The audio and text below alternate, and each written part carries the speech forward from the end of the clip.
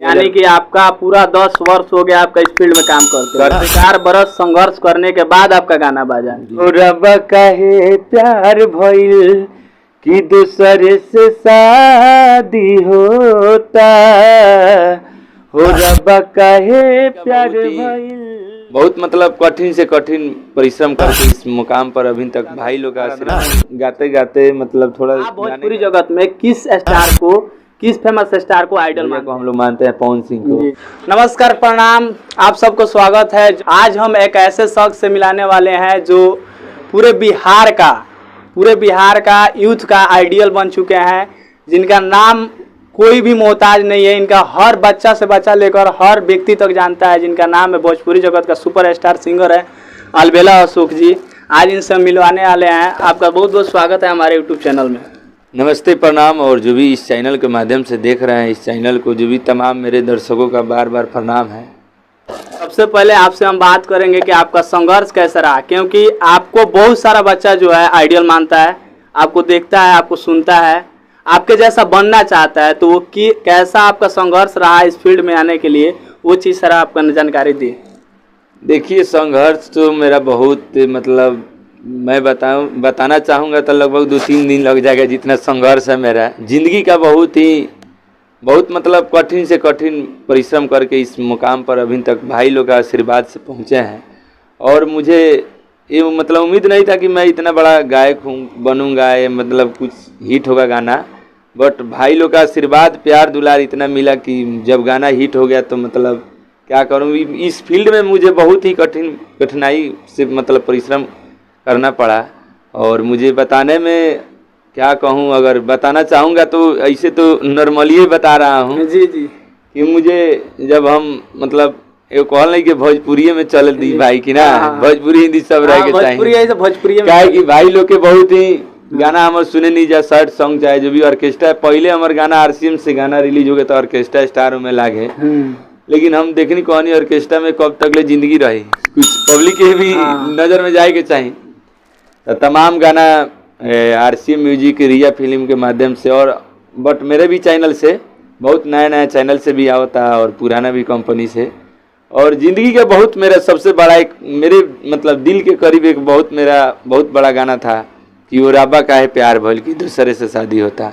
जरा उस गाना को थोड़ा सा अपने दर्शक को, हमारे दर्शक को गुनगुना कर सुना दीजिए। बहुत ही बड़ा गाना था, मैं दिल से उस गाना को बहुत मतलब क्या कहूँ, आप सबसे बताना चाहूँ। लेकिन गाना था कि हो रब्बा काहे प्यार भइल कि दूसरे से शादी होता, देखी शादी के जोड़ा हमार दिल रुवता, हो रब्बा काहे प्यार भइल कि दूसरे से शादी होता, हो रब्बा काहे प्यार भइल।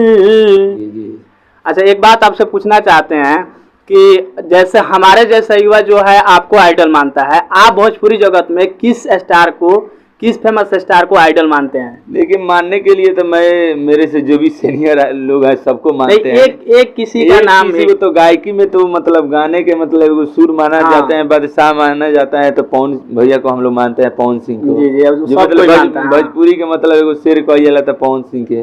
बाकी खेसारियो भैया है, वो भी बहुत अपने जगह पर हर इंसान अच्छे हैं, जैसे हम हैं। मेरे भाई लोग का आशीर्वाद है, थोड़ा बोड़ा गाते हैं लेकिन भाई लोग का प्यार मिलता है। अच्छा, एक बात सबसे इम्पोर्टेंट खास आपसे बात करना चाहते हैं, क्योंकि इस लाइन में अगर कोई गांव देहात का लड़का आना चाहता है तो उसके घर से सपोर्ट ना मिलता है, जहाँ तक मुझे अंदाजा है।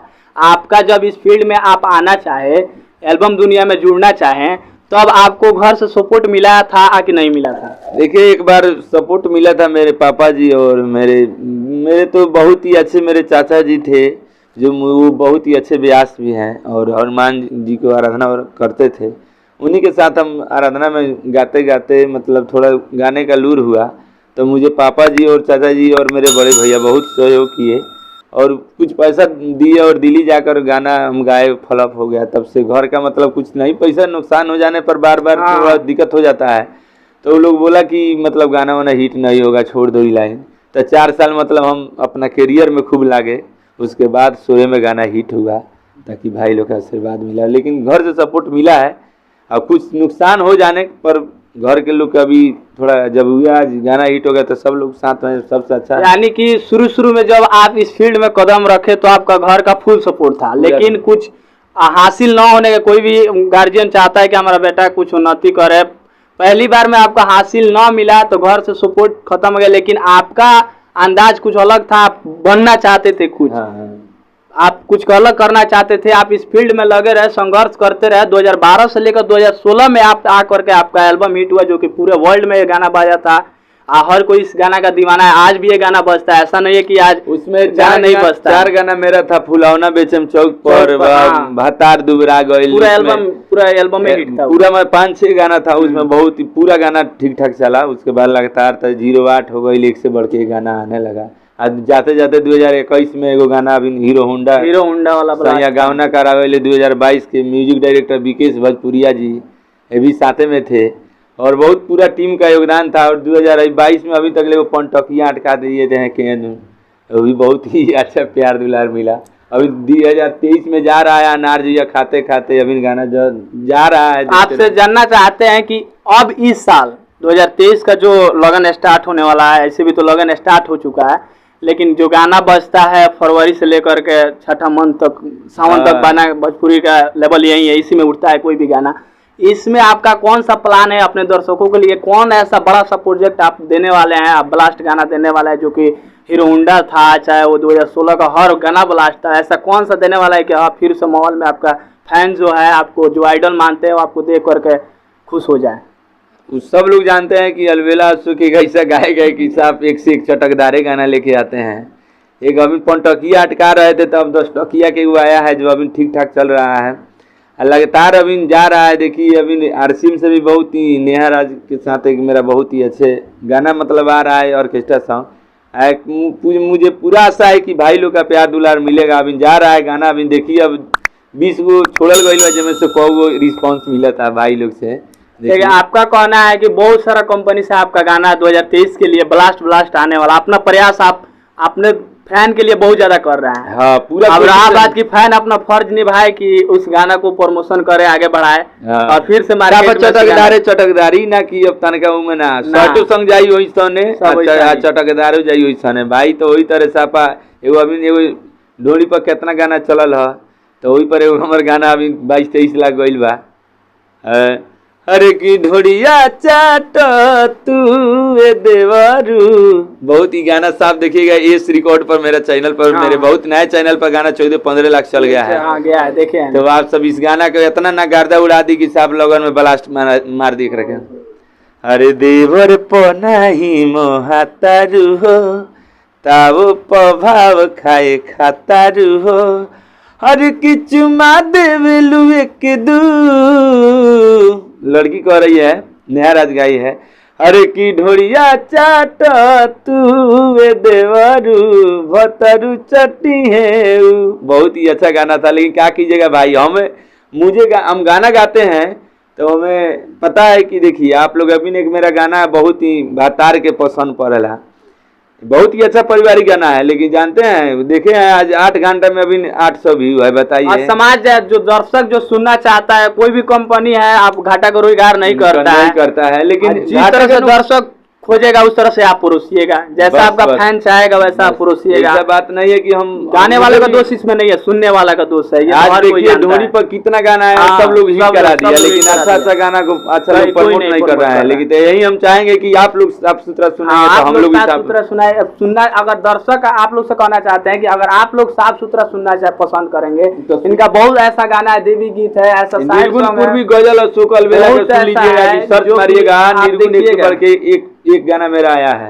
बहुत ऐसा गाना है जो कि इनका एक बार सुन लेने के बाद, अगर ध्यान पूर्वक अगर एक बार सुन लिया जाए तो उस गाना को हमेशा सुना जाता है। वो सारे गाना पर 8,000, 10,000, 15, 1 लाख व्यू है। जो अब हद से ज्यादा गुजर का अश्लील गाना गाते हैं उनका मिलियन व्यू है। तो कोई भी है बिजनेस अपना करता है तो घाटा का कोई तो रोजगार करता नहीं है। तो ये दर्शक सुनने वाले को दोष है। आप लोग इनका फ्रेश गाना भी, अच्छा गाना भी है, उसका भी प्रमोशन कीजिए, सुनिए, अच्छा से कीजिए। तो हम दोनों का प्रयास आप लोगों को कैसा लगा कमेंट में करके बताएं। और जाते जाते आप सबसे बता देते हैं कि भोजपुरी में जो भी आप आज अगर किसी भी स्टार का फैन है उनका साफ सुथरा गाना सुना कीजिए और ना कि गंदगी भोजपुरी में फैलाए, और हर स्टार का सपोर्ट कीजिए। अलबेला भी एक आने वाला है, बहुत सारा कंपनी से गाना, इनका भी प्रमोशन, जितने भी फैंस है, बहुत सारा फैंस फ्लोस है इनका, उनसे सब किसी से निवेदन है कि गाना को सुने और आगे बढ़ाए। इस वीडियो को लाइक शेयर करें और सब्सक्राइब करें चैनल को। और जो भी इस चैनल को माध्यम से मुझे देख रहा है, सब भाई एक बार इसे देखेंगे तो चैनल को सब्सक्राइब कर देंगे, लाइक कर देंगे, कमेंट कर देंगे, या कमेंट में बताएं कि भैया किस तरह गाना लेकर आए। जय माता दी, हर हर महादेव, वंदे मातरम, जय भोजपुरी, जय जवान।